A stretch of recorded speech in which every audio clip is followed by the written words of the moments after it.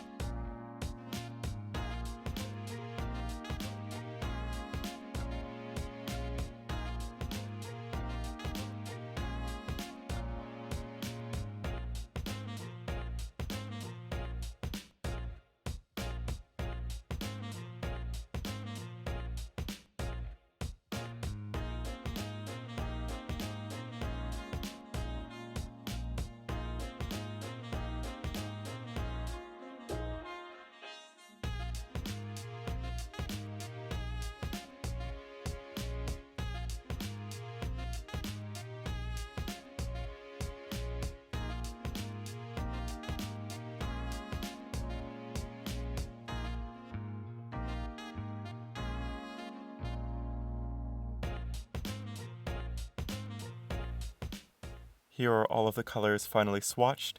As you can see, some colors are more opaque than others, based on how much they cover the black line. I will say that I did have some trouble with the yellow ochre and the Prussian blue.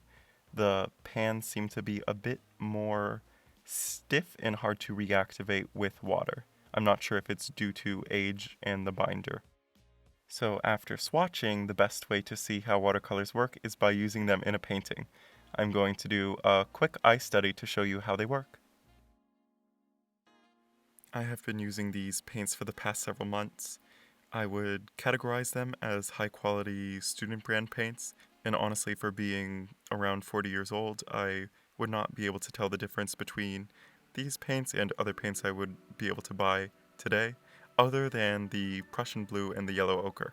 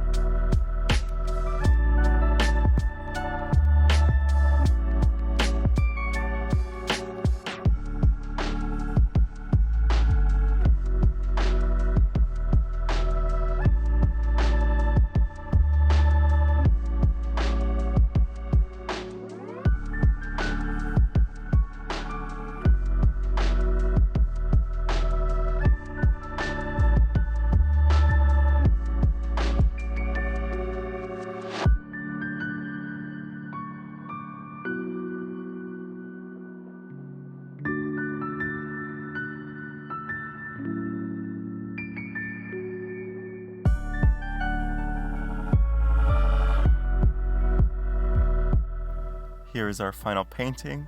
I want to thank you for making it to the end. If you made it through the entire video, please leave one of those eye, mouth, eye emojis down in the comments.